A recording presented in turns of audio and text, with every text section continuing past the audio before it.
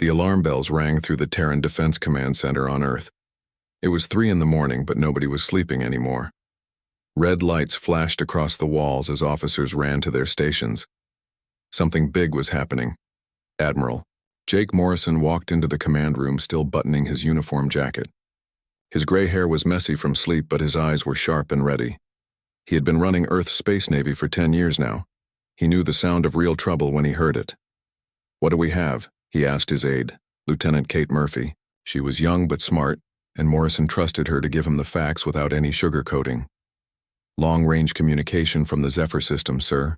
It's marked as urgent humanitarian request. The aliens there are asking for help."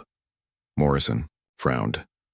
The Zephyrians were peaceful farmers who grew food for half the galaxy. They had never asked for military help before. In fact, they barely had any weapons at all. Their whole society was built around growing things, not fighting.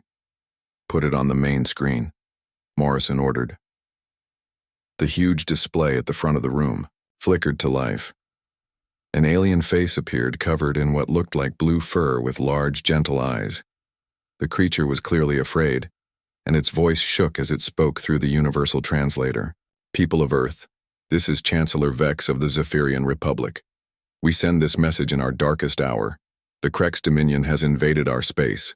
They are destroying our worlds and taking our people as slaves. We have no military to fight them. We grow food, not weapons.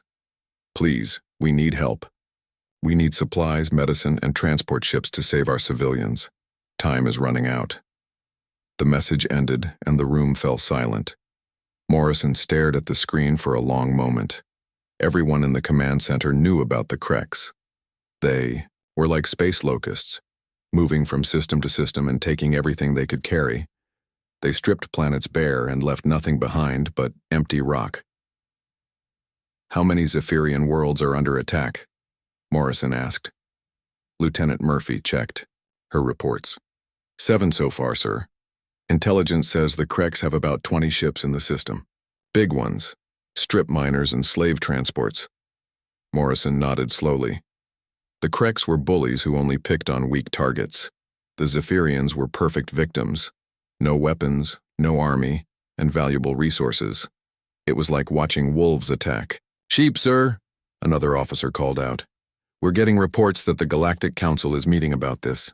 They want to send a diplomatic mission to negotiate with the Krex." Morrison almost laughed.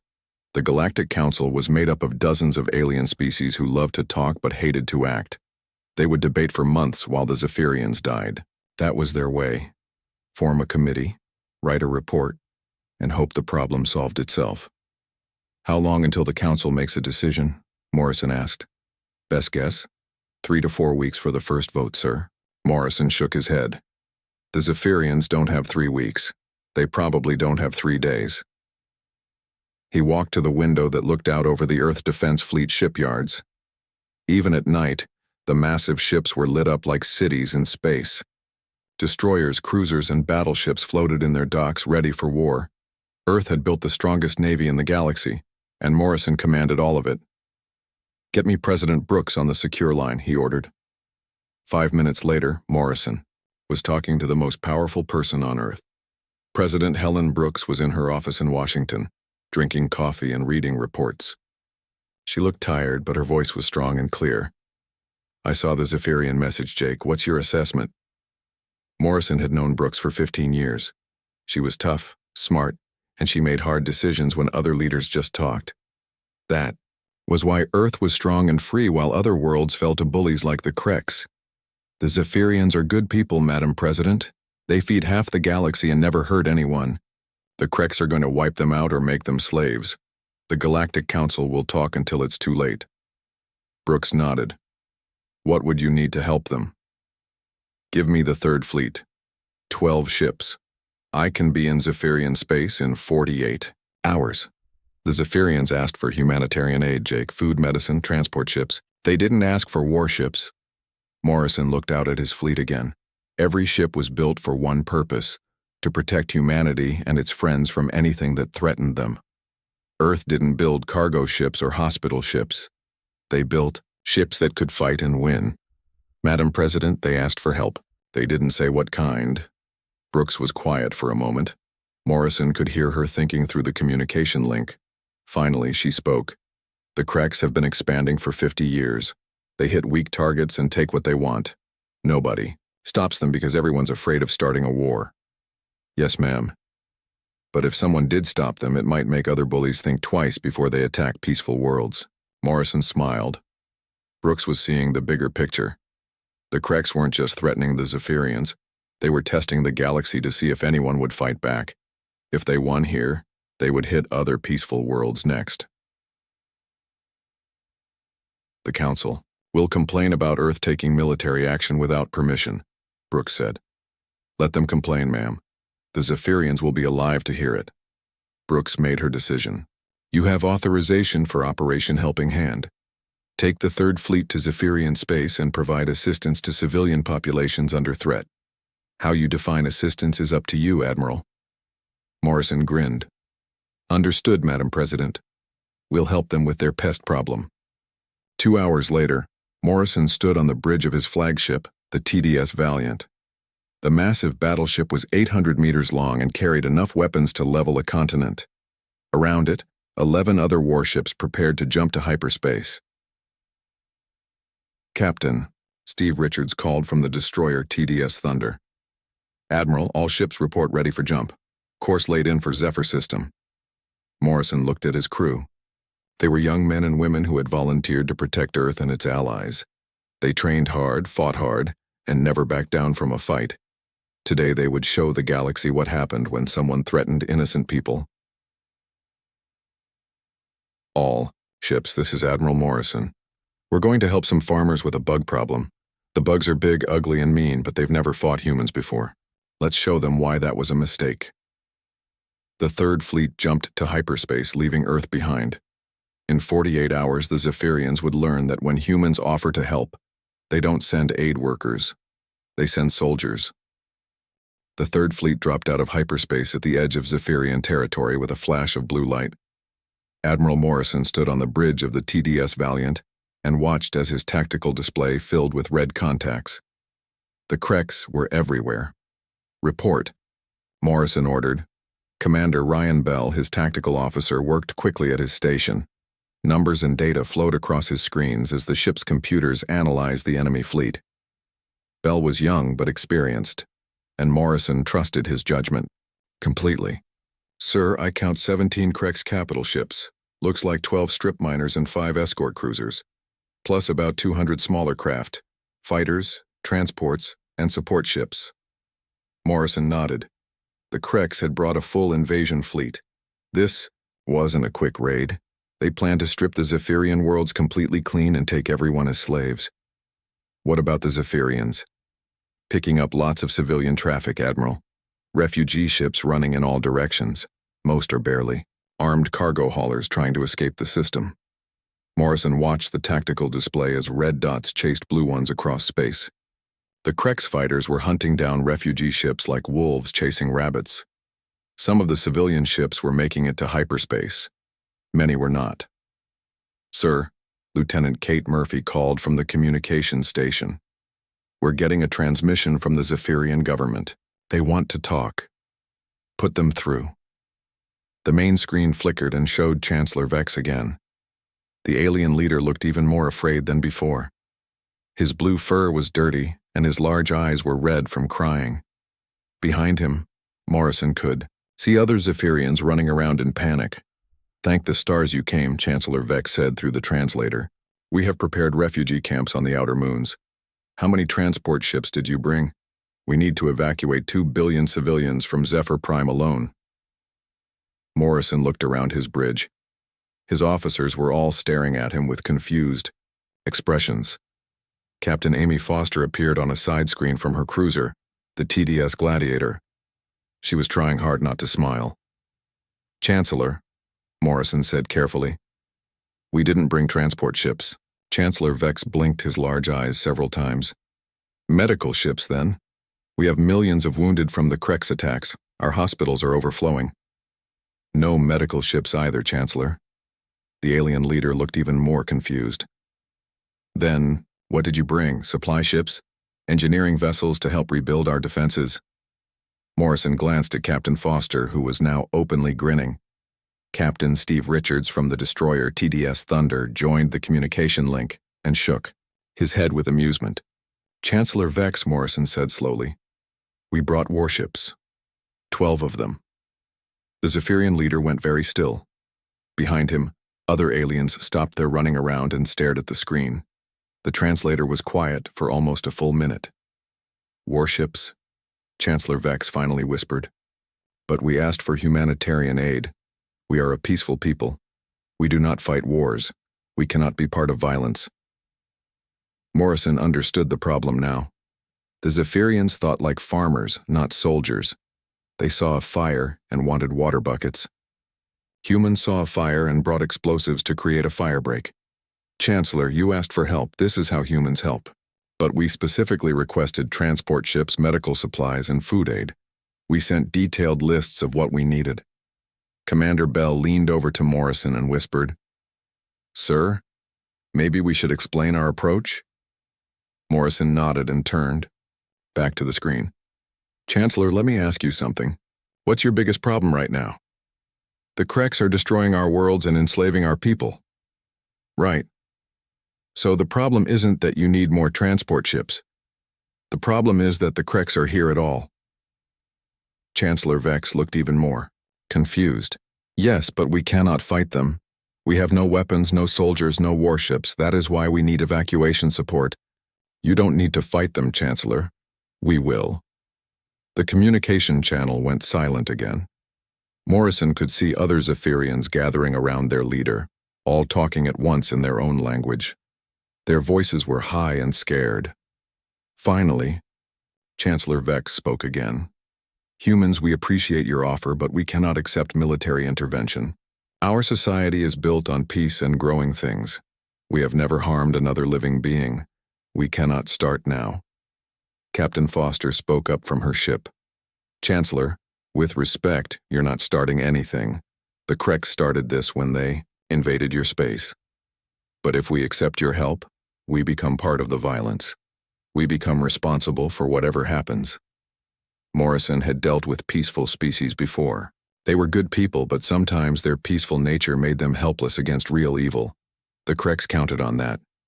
They knew peaceful species would rather die than fight back. Chancellor, let me explain something about humans. When someone calls us for help, we solve the problem. We don't treat the symptoms, we cure the disease. I do not understand. You want to evacuate your people because the Kreks are here. But what happens after you evacuate? The Kreks take your worlds, strip them clean, and then move on to attack someone else. Next year, they might come back for the people you evacuated. Chancellor Vex was quiet, thinking about Morrison's words.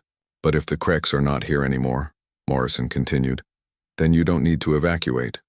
Your people can stay in their homes, tend their farms, and live in peace. You want to make the Kreks leave? We want to make sure they never come back. Another long silence. Morrison could see the Zephyrian leader talking with his advisors. Their conversation was getting heated, with lots of arm waving and rapid speech. Finally, Vex turned back to the screen. Admiral Morrison, if you attack the Kreks fleet, many will die, both Kreks and possibly humans. We asked for help to save lives, not to take them. Morrison looked at his tactical display again. While they had been talking, 3 more Zephyrian refugee ships had gone dark. The Kreks were still hunting and killing civilians. Chancellor, how many of your people have died since the Kreks arrived? Vex looked down at a report someone handed him. Approximately 4 million so far. And how many more will die if they stay? If the current rate continues, perhaps 50 million in the next month. Morrison nodded. Chancellor, those 50 million people are going to die unless someone stops the Kreks. Your evacuation ships can't save them all. The Galactic Council won't act in time. We're the only ones here who can help.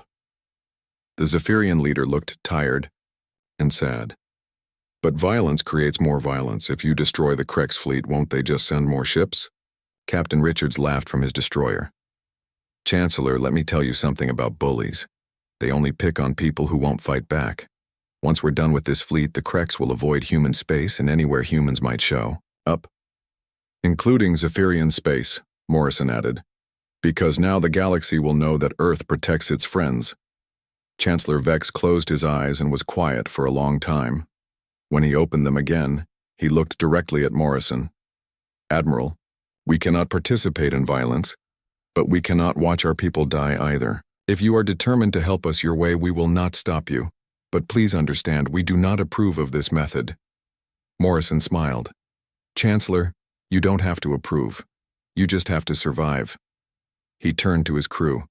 All ships battle. Stations. Looks like we have some pest control to do. The TDS Valiant's battle alarm rang throughout the ship. Red lights flashed in every corridor as the crew ran to their battle stations. Admiral Morrison stood on the bridge watching his tactical display as the Third Fleet moved into attack formation. All ships report ready for combat, Admiral, Commander Bell announced from his station. The young officer's voice was steady and calm. This was what they had trained for their entire careers.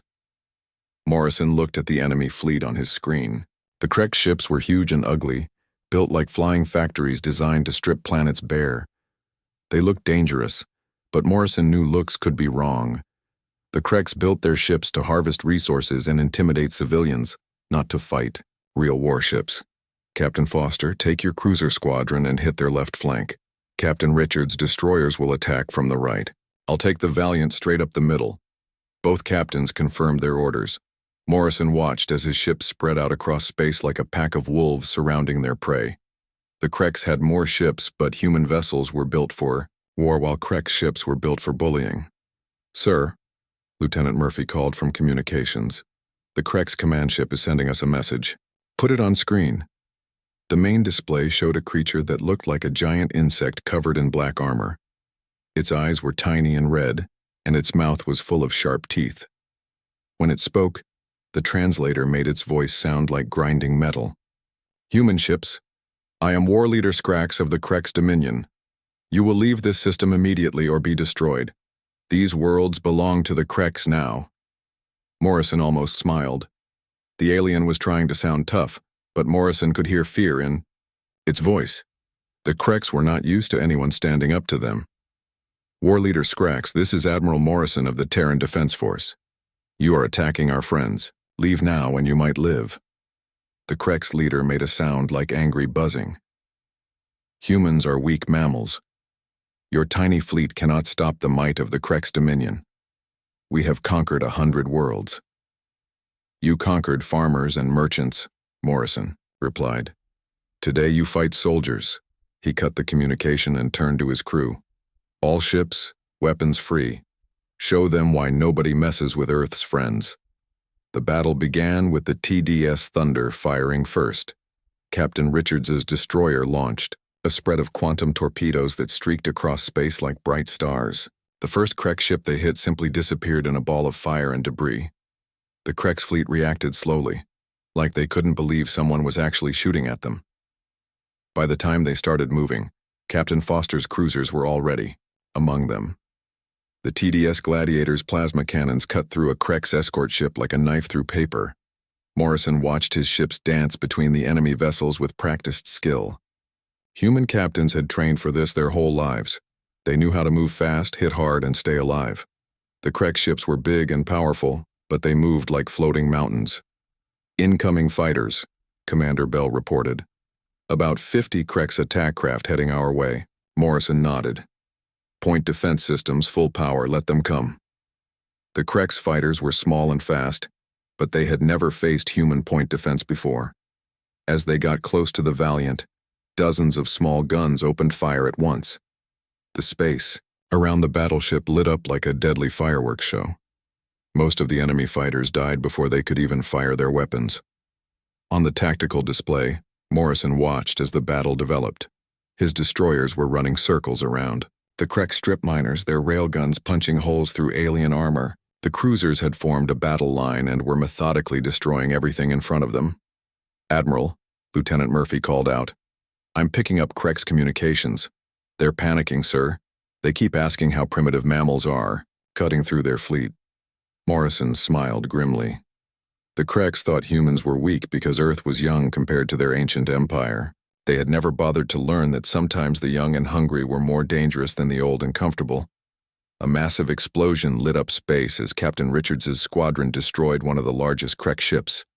The alien vessel broke, apart like a toy, spilling smaller craft and debris in all directions. The human destroyers moved through the wreckage without slowing down, already looking for their next target. "Sir, the Krek's command ship is trying to retreat," Commander Bell reported. Morrison looked at the tactical display. The alien flagship was turning away from the battle, trying to reach the edge of the system where it could jump to hyperspace. Around it, the rest of the Krek's fleet was falling apart. Some ships were trying to run, others were still fighting, and a few had just stopped moving completely. "Negative on that retreat," Morrison said. "All ships' priority target is the command vessel. Don't let it escape."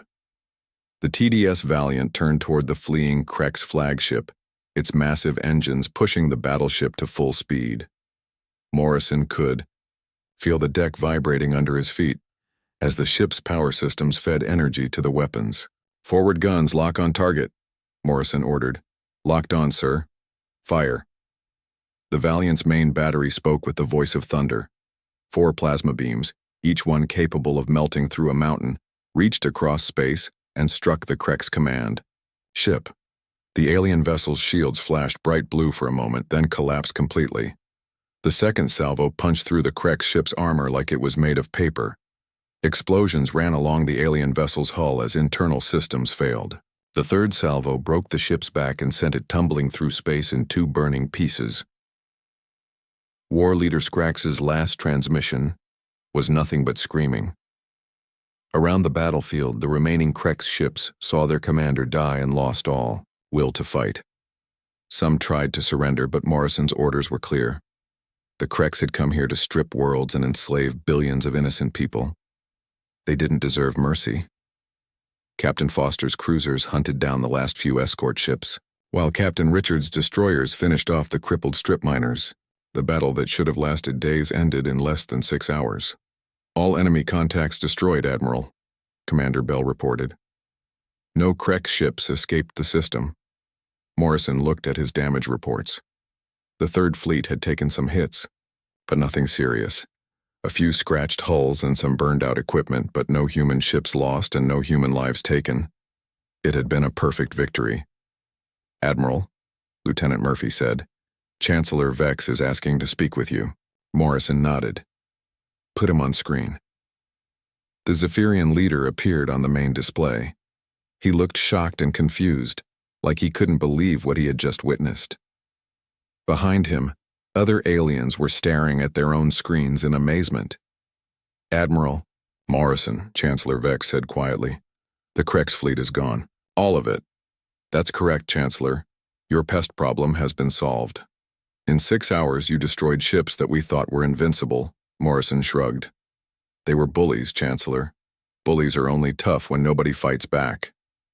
The Zephyrian leader was quiet for a long moment. "Admiral, is there anything else you need? Any way we can repay you for this help?" Morrison looked out at the debris field that had once been a Krek's invasion fleet.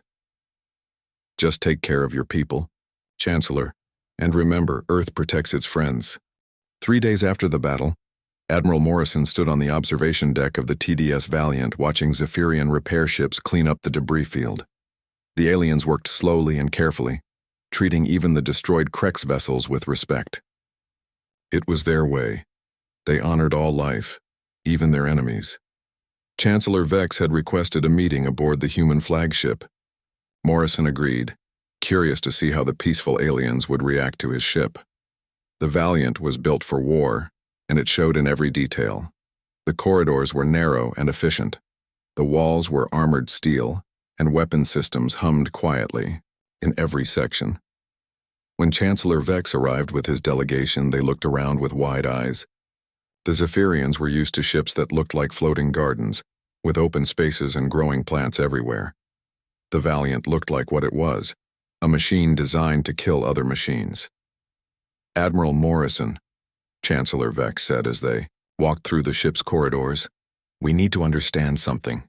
Your people, they are all warriors?" Morrison shook his head. "No, Chancellor. Most humans are farmers, teachers, doctors, engineers, just like your people. But some of us, choose to be soldiers to protect the others. And your government, they support this military? Our government exists to protect our people and our friends. Sometimes that means building schools and hospitals. Sometimes it means building ships like this one. They reached the bridge where Morrison's crew was working at their stations. The Zephyrians stared at the tactical displays showing weapon systems and sensor readings. Everything on the bridge was designed for fighting battles and winning wars. Chancellor, Morrison said, you asked us for help. We gave it. Now what happens next is up to you. Chancellor Vex looked uncomfortable. The Galactic Council is very upset about what happened here. They say Earth used excessive force without proper authorization. Morrison almost laughed. The Galactic Council was going to debate for weeks while your people died. We solved the problem in 6 hours. But they say you could have negotiated with the Krex, found a peaceful solution. Chancellor, the Krex don't negotiate. They take what they want and kill anyone who resists. You can't make peace with people who want to enslave you. Lieutenant, Murphy approached with a communication pad. Admiral, we're getting reports from our intelligence network. The Krex are pulling back from 3 other systems. They're recalling all their fleets to their home territory. Morrison nodded and turned to Chancellor Vex. Do you understand what that means? For the first time in 50 years, the Krex are retreating. They're afraid. Afraid of what? Afraid that humans might show up and help their next victims too. Chancellor Vex was quiet for a long moment. Admiral, we are grateful for what you did. Our people are safe because of your actions. But we worry about what comes next. What do you mean? The galaxy is talking about Earth now. Some species are frightened by your military power. Others are asking if you might help them with their problems too. Morrison looked at the communication reports Lieutenant Murphy had given him. She was right. Requests for help were coming in from all over the galaxy. The Rigelian Collective was having trouble with pirates. The Centauri Alliance was being threatened by the hegemony. A dozen smaller species were asking if Earth might provide assistance. Chancellor, let me ask you something. Before we arrived, how many people in the galaxy thought the Krex could be stopped? None. They seemed too powerful. And now? Chancellor. Vex thought about it. Now everyone knows they can be beaten. Exactly. Sometimes the most important thing is to show bullies that they're not as strong as they think. A new voice joined the conversation. Captain Amy Foster had arrived on the bridge with her own report. Admiral, I just spoke with Captain Richards. His destroyers picked up long-range communications from Krex space. Their high command is issuing new orders to all their fleets. What kind of orders? Avoid all systems with human presence or protection. They're treating Earth as a major threat now. Morrison smiled. Good. Maybe now they'll think twice before attacking peaceful worlds. Chancellor Vex looked worried. But Admiral, what if they decide to attack Earth directly? What if you made them angry enough to try to destroy your homeworld? Chancellor, the Krex are bullies, not warriors. They only attack people who can't fight back. Earth has the strongest military in the galaxy.